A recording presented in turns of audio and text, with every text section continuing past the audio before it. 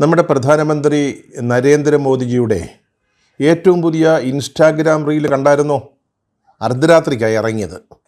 അതുകൊണ്ട് മിക്ക പ്രഭാത പത്രങ്ങളിലും അത് വന്നിട്ടില്ല. എങ്കിലും അത് ഇൻസ്റ്റാഗ്രാമിലൊന്ന് കാണണം. ഈ CJP ചെറുപ്പക്കാരുടെ സമരവുമായി ബന്ധപ്പെട്ട് 4-മത്തെയോ 5-മത്തെയോ ഇൻസ്റ്റാഗ്രാം പോസ്റ്റാണ് ഇപ്പോൾ വന്നിരിക്കുന്നത്. അതിൽ അദ്ദേഹം പറയുന്നത് ഈ സമരത്തിൽ പങ്കെടുത്ത കുട്ടികൾ, പ്രത്യേകിച്ച് പെൺകുട്ടികൾ, വഴിതെറ്റിക്കപ്പെട്ടവരാണ്. അവരെ നമുക്ക് ശരിയായ വഴിയിലേക്ക് തിരിച്ചു കൊണ്ടുവരണം. അതിനുള്ള അദമ്യമായ ആഗ്രഹമാണ് നമ്മുടെ പ്രധാനമന്ത്രിജിയുടെ ഈ പോസ്റ്റിൽ അല്ലെങ്കിൽ ഈ ഇൻസ്റ്റാഗ്രാം റീലിൽ നമ്മൾ കാണുന്നത്. അപ്പോൾ ഇതിനിടയ്ക്ക് വളരെ സമർത്ഥമായിട്ട് ഈ സമരക്കാരായ കുട്ടികളുടെ മേലൊരു വലിയൊരു പാതകം, അവർ ചെയ്തൊരു വലിയ തെറ്റ്, അത് അദ്ദേഹം വിവരിച്ചു പറയുന്നുണ്ട്. ഈ സമരസമയത്ത് ഈ പ്രക്ഷോഭകാലത്ത് സമരക്കാർ, പ്രത്യേകിച്ച് പെൺകുട്ടികൾ, വളരെ ആഭാസകരമായ മുദ്രാവാക്യങ്ങൾ വിളിച്ചു. വൾഗർ അബ്യൂസസ് എന്നാണ് അദ്ദേഹം അതിനെപ്പറ്റി പറയുന്നത്. മോദിജി പറയുന്നത് ഇത് കേട്ട ഇന്ത്യൻ സമൂഹം ആകെ ഞെട്ടിത്തെറിച്ച് നിൽക്കുകയാണെന്ന ഒരു കൾച്ചറൽ ഷോക്ക്, സാംസ്കാരികമായ ഒരു ആഘാതം അല്ലെങ്കിൽ ഞെട്ടൽ. അതിൽ നിന്ന് ഇന്ത്യൻ സമൂഹം ഇതൊരു ഉണർന്നിട്ടില്ല എന്ന് തോന്നുന്നു. അദ്ദേഹത്തിൻ്റെ ഈ ഇൻസ്റ്റാഗ്രാം റിലീസ് കണ്ടാൽ ഞെട്ടിയിരിക്കുക ഇന്ത്യൻ സമൂഹം. പക്ഷേ നമ്മുടെ പ്രധാനമന്ത്രി മോദി അങ്ങേയറ്റം അനുകമ്പയുള്ള ഒരാളാണ്. അദ്ദേഹത്തിൻ്റെ പ്രജകളോട് വലിയ കാരുണ്യമുള്ള ഒരാളാണ്. അദ്ദേഹം ഈ കുട്ടികളോട്, ഈ വൾഗർ അബ്യൂസസ് പറഞ്ഞ കുട്ടികളോട് ക്ഷമിച്ചിരിക്കുന്നു. അദ്ദേഹം പറയുന്നത് കോടതി കേസുകളിൽ പെടുത്തിയോ അല്ലെങ്കിൽ സാമൂഹികമായിട്ട് അവരെ വിമർശിച്ചോ ഒന്നും അവരെ ശിക്ഷിച്ചിട്ട് കാര്യമില്ല.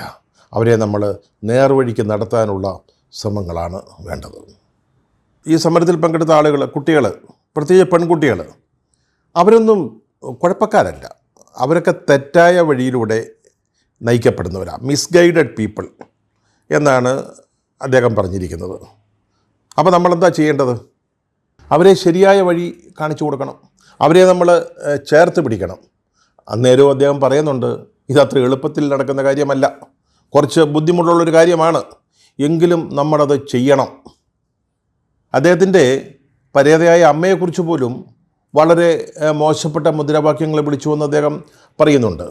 വളരെ വികാരഭരിതമായിട്ടാണ് അദ്ദേഹം സംസാരിക്കുന്നത്. പറഞ്ഞല്ലോ, ഈ തെറ്റു ചെയ്ത കുട്ടികളോട് വളരെ അനുകമ്പയോടുകൂടി അവരെ അങ്ങനെയാണ് കാണുന്നത്.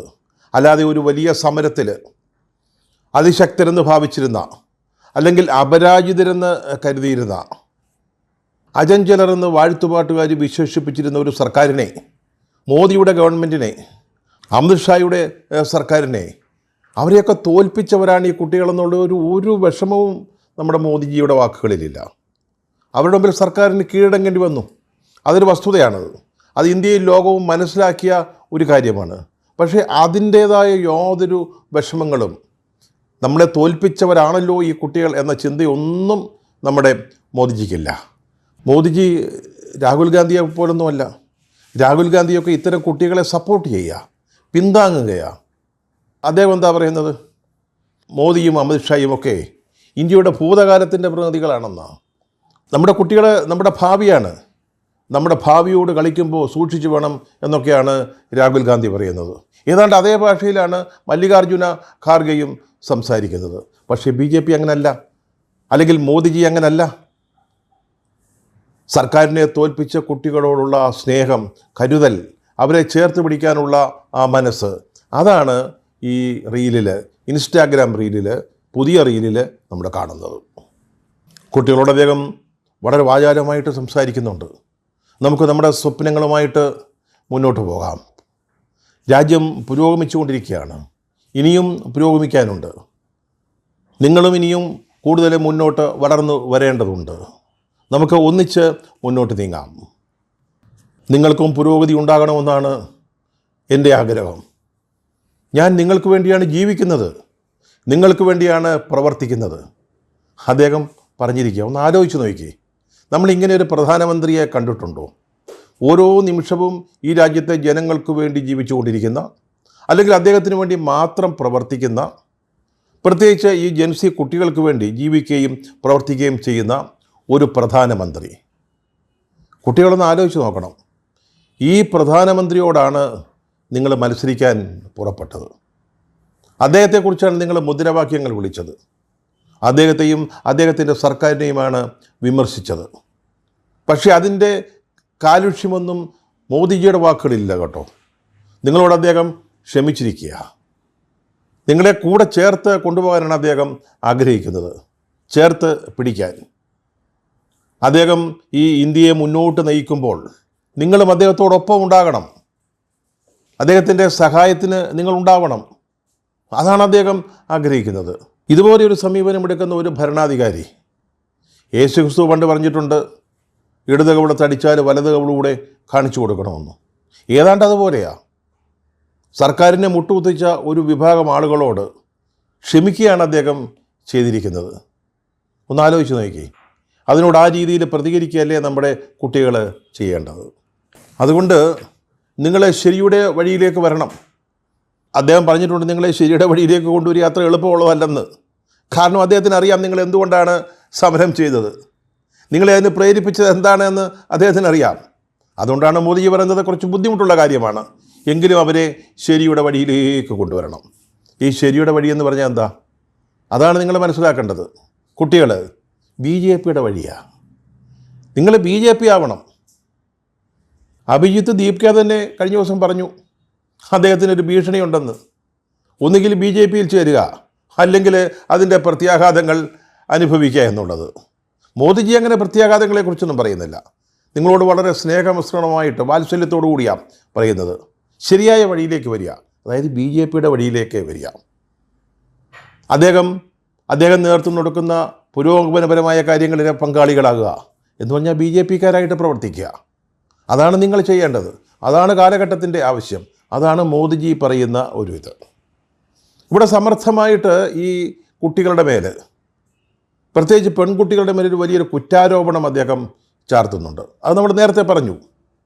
അതായത് ഈ സമരത്തിൽ അവർ വിളിച്ച മുദ്രാവാക്യങ്ങൾ ആഭാസമായ മുദ്രാവാക്യങ്ങളായിരുന്നു, വൾഗർ അബ്യൂസസ് ആയിരുന്നു. കാരണം ഈ സമരക്കാരായ കുട്ടികളെ മറ്റൊന്നും പറഞ്ഞ് കുറ്റപ്പെടുത്താൻ അവർക്ക് സാധിക്കുന്നില്ല. അവരെന്തിനു വേണ്ടിയാണ് സമരരംഗത്തിറങ്ങിയതെന്ന് ഈ രാജ്യത്തെ ജനങ്ങൾക്കറിയാം, ലോകം അത് മനസ്സിലാക്കിയിട്ടുണ്ട്. അതുകൊണ്ട് അവരുടെ മേലൊരു കുറ്റം, വളരെ മോശപ്പെട്ട മുദ്രാവാക്യങ്ങൾ വിളിച്ചു. അതിലൂടെ ഈ സമരത്തിൻ്റെ അല്ലെങ്കിൽ സമരത്തെ തുടർന്നുണ്ടായിരിക്കുന്ന സംഭവവികാസങ്ങളുടെ ഗതിയെ ചെറിയ തോതിലെങ്കിലും ഒന്ന് വഴിതിരിച്ചു വിടാം എന്നാണ് നമ്മുടെ മോദിജി കരുതുന്നതെന്നാണ് വാസ്തവത്തിൽ ഇതിൽ നിന്ന് മനസ്സിലാക്കുന്നത്. ഒരു ഒരു ഒരു സെൻറ്റിമെൻ്റൽ അപ്രോച്ചാണ്, അല്ലെങ്കിൽ ഒരു സൈക്കോളജിക്കൽ മൂവാണ്. രാജ്യം പ്രധാനമന്ത്രിയോട് ആവശ്യപ്പെട്ടുകൊണ്ടിരിക്കുന്നത് എന്താ? ഈ സമരത്തിൻ്റെ പേരിൽ നടന്ന അതിക്രമങ്ങൾ, പോലീസുകാർ ആ പ്രക്ഷോഭകരോട് കാട്ടിയ അതിക്രൂരത, അല്ലെങ്കിൽ പരീക്ഷാ ക്രമക്കേടുകൾ, ചോദ്യക്കടലാസ് ചോർച്ച, ഇതിൻ്റെ പേരിൽ നിങ്ങൾ ഇന്ത്യയിലെ ചെറുപ്പക്കാരോട് ക്ഷമാപണം നടത്തണമെന്ന് ഇന്ത്യ ആവശ്യപ്പെടുമ്പോൾ, രാജ്യം ആവശ്യപ്പെടുമ്പോഴാണ് നമ്മുടെ പ്രധാനമന്ത്രി കുട്ടികളോട് ക്ഷമിക്കുന്നത്. പ്രിയപ്പെട്ട മോദിജി, സൈക്കോളജിക്കൽ അപ്രോച്ച് കൊണ്ടോ, ഗിരിപ്രഭാഷണം വഴിയോ, അല്ലെങ്കിൽ സന്മാർഗ പ്രസംഗം കൊണ്ടോ ഈ കുട്ടികളെ, ഈ ചെറുപ്പക്കാരെ, നമ്മുടെ ഇന്ത്യയിലെ വിദ്യാർത്ഥികൾ നടത്തിയ സമരം, അത് നിങ്ങൾക്കുണ്ടാക്കിയ ക്ഷീണം, നിങ്ങൾക്ക് സംഭവിച്ച വീഴ്ച, ഈ സർക്കാർ നേരിടുന്ന ആരോപണം, ഇതിൽ നിന്നൊക്കെ രക്ഷപ്പെടാൻ കഴിയുമെന്നാണോ അങ്ങ് കരുതി വച്ചിരിക്കുന്നത്? ഈ കുട്ടികളെ, ഈ ചെറുപ്പക്കാർ എന്തിനു വേണ്ടിയാണ് ജന്തർ മന്ദറിലേക്ക് വന്നത്? അവർ മോദിജിയുടെ സർക്കാരിനെ മറിച്ചിടാനുള്ള ഉദ്ദേശത്തോടുകൂടിയൊന്നും അല്ലല്ലോ വന്നത്. അങ്ങനെയൊക്കെ ആക്ഷേപങ്ങളുണ്ട്, ആരോപണങ്ങളുണ്ട്, വിദേശ ശക്തികളുണ്ടെന്ന് വരെ പറയുന്ന ആളുകളുണ്ട്. അതെന്തുമാവട്ടെ, അതായിരുന്നില്ലല്ലോ അവരുടെ ഉദ്ദേശം. അവരുടെ ഭാവി ഇരുളടഞ്ഞതാകുന്നു എന്ന് മനസ്സിലാകുമ്പോൾ, അതായത് ഇന്ത്യയിലെ പ്രധാനപ്പെട്ട പരീക്ഷകൾ കൊള്ളയടിക്കപ്പെടുന്നു എന്ന് തെളിഞ്ഞപ്പോൾ, അവർക്ക് ഇനി അവരുടെ ഭാവി എന്താകുമെന്നുള്ളതിനെക്കുറിച്ച് വലിയ ചോദ്യചിഹ്നങ്ങൾ അവരുടെ മുമ്പിൽ പ്രത്യക്ഷപ്പെട്ടപ്പോൾ, അപ്പോഴാണ് അവർ സമരരംഗത്തേക്ക് ഇറങ്ങിയത്. പരീക്ഷാ ക്രമക്കേടുകളുടെ മേൽ 20 വിദ്യാർത്ഥികൾ ഇന്ത്യയുടെ വിവിധ ഭാഗങ്ങളിൽ ആത്മഹത്യ ചെയ്തു. അവരുടെ ഓർമ്മകളുടെ നിഴലിൽ നിന്നുകൊണ്ടാണ് അവർ ജന്തർ മന്ദറിൽ സമരത്തിനായിട്ട് വന്നത്. നമ്മുടെ ഭാവിയാണവർ, ചെറുപ്പക്കാർ, ജൻസി എന്ന് വിളിക്കപ്പെടുന്ന ചെറുപ്പക്കാർ. അല്ലാതെ എന്തെങ്കിലും രാഷ്ട്രീയ ലക്ഷ്യങ്ങളോടുകൂടി അല്ല വന്നത്. അവർ ഉയർത്തിപ്പിടിച്ചത് ഇന്ത്യയുടെ മൂവർണ്ണ കൊടി, അല്ലാതെ ഏതെങ്കിലും ഒരു രാഷ്ട്രീയ പാർട്ടിയുടെ നിറമായിരുന്നില്ല, അല്ലെങ്കിൽ കൊടിയായിരുന്നില്ല. വ്യവസ്ഥിതിയോടാണ് അവർ പോരാടിയത്. പരീക്ഷാ സമ്പ്രദായത്തിലെ പോരായ്മകൾ, വീഴ്ചകൾ, അതിൻ്റെ പേരിൽ നടക്കുന്ന അഴിമതികൾ, അതിനോട് യുദ്ധം ചെയ്യാനാണ് അവർ വന്നത്. ഇന്നിപ്പോൾ മോദിജി പറയുന്നു, ഞാൻ ജീവിക്കുന്നതും പ്രവർത്തിക്കുന്നതും നിങ്ങൾക്ക് വേണ്ടിയാണ്, കുട്ടികൾക്ക് വേണ്ടിയാണെന്ന്. അങ്ങനെ ഈ കുട്ടികൾക്ക് വേണ്ടി ജീവിക്കുകയും പ്രവർത്തിക്കുകയും ചെയ്യുന്ന എന്ന് അവകാശപ്പെടുന്ന ആളുകളുടെ വീഴ്ചകളാണ് ഈ സമരത്തിന് കാരണമായത്. അദ്ദേഹം നയിക്കുന്ന സർക്കാരിൻ്റെ പരാജയം. അപ്പോഴാണ് അവർ സമരരംഗത്തേക്ക് വരുന്നത്. മോദിജി, അങ്ങയുടെ സർക്കാർ എങ്ങനെയാണ് ആ സമരത്തെ നേരിട്ടത്? ആദ്യഘട്ടങ്ങളിൽ ഡൽഹി പോലീസ് അവരോട് കാണിച്ച ക്രൂരത സമാനതകളില്ലാത്തതായിരുന്നു. കുട്ടികളാണ് എന്ന ഒരു ചിന്ത പോലുമില്ലാതെ, പ്രത്യേകിച്ച് പെൺകുട്ടികളോട് നടത്തിയ ക്രൂരമായ സമീപനം. എന്നിട്ട് അവർ തിരിഞ്ഞോടിയില്ല മോദിജി, അവർ സമരം ചെയ്തു. അങ്ങയുടെ മന്ത്രിസഭയിലെ വളരെ ശക്തിമാനായ ഒരു മന്ത്രിയെ രാജിവെപ്പിച്ചു. അവർ സർക്കാരിന് കീഴടങ്ങേണ്ടി വന്നു. അവർ ഒളിച്ചോടിയില്ല. അവരുടെ മുദ്രാവാക്യങ്ങളിൽ എന്തെങ്കിലും പിഴവ് വന്നു എന്നുള്ളത് രണ്ടാമത്തെ കാര്യമാണ്. അവർ ഒരു നോബിൾ കോസിന് വേണ്ടിയാണ്, വളരെ മഹത്തായ ഒരു ലക്ഷ്യത്തോടു കൂടിയാണ് സമരത്തിനിറങ്ങിയത്. അവരെ തകർക്കാൻ ശ്രമിച്ച ശക്തികളുടെ മുമ്പിൽ, അങ്ങയുടെയും അമിത്ഷായുടെയും അധികാര ശക്തിയുടെ മുമ്പിൽ അവർ കീഴടങ്ങിയില്ല. അവർ പോരാടിക്കൊണ്ട് നിന്നു. അവസാനം ഗവൺമെൻറ്റിനാണ് കീഴടങ്ങേണ്ടി വന്നത്. ഇപ്പോൾ അങ്ങ് അവരോട് ക്ഷമിച്ചിരിക്കുക. എന്തിന് ക്ഷമിച്ചു? ഏതിനെ ക്ഷമിച്ചു? ഈ സമരത്തിൻ്റെ ദൃശ്യങ്ങൾ മറക്കരുത്. അങ്ങ് ഈ ഇൻസ്റ്റാഗ്രാം റീൽ ഷൂട്ട് ചെയ്യുന്നതിന് മുമ്പ് ഓർക്കണമായിരുന്നു. പോലീസിൻ്റെ ലാത്തി കൊണ്ട് പെൺകുട്ടികളുടെ രഹസ്യ ഭാഗങ്ങളിൽ അതിക്രമം കാണിക്കുന്ന പോലീസുകാർ, അവരെ ലൈംഗികമായി ആക്രമിക്കുന്ന പോലീസുകാർ, നമുക്കവരുടെ മുഖങ്ങൾ കാണാം, ആരൊക്കെയാണത് ചെയ്തതെന്ന് കാണാം. ഈ കുട്ടികളുടെ ദേഹത്തേക്ക് പെല്ലറ്റുകൾ പ്രയോഗിച്ചു. അതിൽ പരിക്കേറ്റ കുട്ടികളെ രാഹുൽ ഗാന്ധി, പ്രതിപക്ഷ നേതാവ്, ഈ രാജ്യത്തിന് മുമ്പിൽ കാണിച്ചു കൊടുത്തു. അടിച്ചത് സാധാരണ പോലീസ് ലാത്തി കൊണ്ടല്ല, ആണിയടിച്ചു കയറ്റിയ ലാത്തികൾ കൊണ്ടാണ്. എന്നിട്ടും പോരാടി നിന്ന കുട്ടികൾ, അവരെന്തോ മുദ്രാവാക്യം വിളിച്ചു എന്ന് പറഞ്ഞ് ഇപ്പോൾ അങ്ങ് അവരെ നേർവഴിക്ക് കൊണ്ടുവരുന്നതിന് ശ്രമിക്കുക. അവരെ കുറ്റക്കാരായി ചിത്രീകരിക്കുകയാണ്. അവരുടെ പ്രവൃത്തികൾ കണ്ട് രാജ്യം ഞെട്ടിപ്പോയി എന്ന് പറയാം. Cultural shock. ആലോചിച്ച് നോക്കൂ. ഒന്ന് ഓർക്കേണ്ടതായിരുന്നില്ല ഈ ചിത്രങ്ങൾ, ഈ റീല് ഷൂട്ട് ചെയ്യുന്നതിന് മുമ്പ് ഈ സമരവുമായി ബന്ധപ്പെട്ട മറ്റു ചിത്രങ്ങൾ? BJP അനുഭാവികളായ ആളുകൾ ഈ സമരത്തെക്കുറിച്ച് എന്തൊക്കെയാണ് പറഞ്ഞത്? എത്രയെത്ര ആക്ഷേപങ്ങളാണ്. ജന്തർ മന്ദിറിൽ സമരമല്ല, മറ്റു പലതുമാണ് നടക്കുന്നതെന്നല്ലേ പറഞ്ഞ് പരത്തിയത്. ഒരു പ്രധാനപ്പെട്ട BJP ഹാൻഡിൽ, അതിൽ പഴയ ബ്യൂറോക്രാറ്റ് നടത്തുന്നതാണ്. അതിൽ ഇന്നലെ ഐസ എന്ന് പറയുന്ന വിദ്യാർത്ഥി സംഘടനയുടെ പ്രസിഡന്റ് നേഹ ബോറ എന്ന പെൺകുട്ടിയുടെ ചിത്രം കൊടുത്തതിന് ശേഷം അതിൽ പറയുന്നത് എന്താണെന്നറിയാമോ? ഇവളെ കൈകാര്യം ചെയ്യണമെന്ന് ഞാൻ ബജ്രംഗ് ദളുകാരോട് ആവശ്യപ്പെടുകയാണ്. ഈ സമരത്തിനിടയിൽ നുഴഞ്ഞു കയറിയത് ബജ്രംഗ് ദളുകാരായിരുന്നു. അവരാണ് അവിടെ കുഴപ്പങ്ങൾ ഉണ്ടാക്കിയത്. അവരാണ് അവിടെ വിദ്യാർത്ഥികളുടെ പേര് ചീത്തയാക്കുന്നതിന് വേണ്ടിയുള്ള പരിശ്രമങ്ങൾ നടത്തിയത്. ഈ പെൺകുട്ടിയെ കൈകാര്യം ചെയ്യണമെന്ന് ഈ ഹാൻഡിലിൽ ബജ്രംഗ് ദളിനോട് ആവശ്യപ്പെട്ടിരിക്കുക. ഐസ കഴിഞ്ഞ ദിവസം പറയുന്നത് റേപ്പ് ത്രെറ്റുകൾ ലഭിക്കുന്നുണ്ടെന്നാണ്. പെൺകുട്ടികളായ സമരക്കാർക്ക് നിങ്ങളെ ബലാത്സംഗം ചെയ്ത് കളയും എന്ന് പറഞ്ഞുകൊണ്ടുള്ള ത്രെറ്റുകൾ. സാമൂഹിക മാധ്യമങ്ങളിൽ ഇവരെ വലിയ തോതിൽ ആക്ഷേപിക്കുകയാണ്, അപഹസിക്കുകയാണ്, അവരെ കുത്തി മുറിവേൽപ്പിക്കുകയാണ്, കുത്തി കീറുകയാണ്. ഇതൊക്കെ ഈ റീൽ ഷൂട്ട് ചെയ്യുന്നതിന് മുമ്പ് ഓർക്കേണ്ടതായിരുന്നില്ലേ മോദിജി? ഇത് ഇന്ത്യ കണ്ടുകൊണ്ടിരുന്ന കാര്യങ്ങളാണ്, കണ്ടുകൊണ്ടിരിക്കുന്ന കാര്യങ്ങളാണ്. ഇവർക്കെതിരായിട്ട് കേസെടുക്കരുതെന്ന് പറഞ്ഞിട്ടും ഇപ്പോഴും FIRകൾ ഇട്ടുകൊണ്ടിരിക്കുക. കഴിഞ്ഞ ദിവസം ഡൽഹിയിലെ ഒരു പെൺകുട്ടി പ്രധാനമന്ത്രിയെ വിമർശിക്കുന്ന മുദ്രാവാക്യം മുഴക്കിയെന്ന് പറഞ്ഞതിൻ്റെ പേരിൽ കേസെടുത്തിരിക്കുക. എന്നിട്ട് അങ്ങ് പറയുക ഞാൻ ക്ഷമിച്ചെന്ന്. എന്ത് കുറ്റം ചെയ്തതിനാണ് അങ്ങ് ക്ഷമിച്ചത്? ഈ പറഞ്ഞ കാര്യങ്ങളിൽ എന്തെങ്കിലും നടപടി സർക്കാരിൻ്റെ ഭാഗത്തുനിന്നുണ്ടായിട്ടുണ്ടോ? പെൺകുട്ടികളെ ആക്ഷേപിച്ചവർ, ശാരീരികമായിട്ട് ഉപദ്രവിച്ച പോലീസുകാർ, അതുപോലെ ആഭാസകരമായ മാലിന്യം അവരുടെ നേരെ വലിച്ചെറിഞ്ഞവർ, അവരൊക്കെ ഇപ്പോഴും ഫ്രീ ആയിട്ട് നിൽക്കുക. അവർ സ്വതന്ത്രരാണ്, അവർക്കെതിരായിട്ട് കേസുമില്ല, FIR ഇല്ല, അവർ കുറ്റം ചെയ്തിട്ടുമില്ല. എന്നിട്ടും അങ്ങ് ക്ഷമിച്ചു എന്ന് പറയുകയാണ്. മുദ്രാവാക്യങ്ങൾ വിളിച്ചത് അത് ആഭാസകരമായ മുദ്രാവാക്യങ്ങൾ ആയിരുന്നു എന്ന് പറയുമ്പോൾ, അത് ഈ പെൺകുട്ടികൾക്ക് എങ്ങനെ ചെയ്യാൻ കഴിഞ്ഞുവെന്ന് അത്ഭുതപ്പെടുമ്പോൾ, അത് കേട്ടും അത് കണ്ടും ഇന്ത്യ അങ്ങനെ സാംസ്കാരിക ഷോക്കിലാണ്, കൾച്ചറൽ ഷോക്കിലാണ് എന്ന് പറയുമ്പോൾ ഒരു പുതിയ നറേറ്റീവ് സൃഷ്ടിക്കപ്പെടുകയാണ്. എന്തോ വലിയൊരു അപരാധം സമരക്കാർ ചെയ്തിരിക്കുന്നു. അത് സംബന്ധിച്ചുള്ള ചർച്ചകളെ വഴിതിരിച്ചുവിടാനുള്ളൊരു ശ്രമമാണ്. പക്ഷേ മോദിജി ഈ ഒരു നീക്കം കൊണ്ട്, നടപടി കൊണ്ട്, ഈ ഒരു സൈക്കോളജിക്കൽ അപ്രോച്ച് കൊണ്ട് നിങ്ങൾക്ക് പറ്റിയ പരാജയം, ഏത് പരീക്ഷയുടെ നടത്തിപ്പിൻ്റെ കാര്യം മുതൽ ഈ സമരത്തിൻ്റെ കാര്യത്തിൽ CJPയോട് കീഴടങ്ങുന്നത് വരെ ഈ ഗവൺമെൻറ്റിന് പറ്റിയ വീഴ്ചകൾ, പരാജയങ്ങൾ അത് മറയ്ക്കാമെന്നാണോ അങ്ങ് കരുതുന്നത്?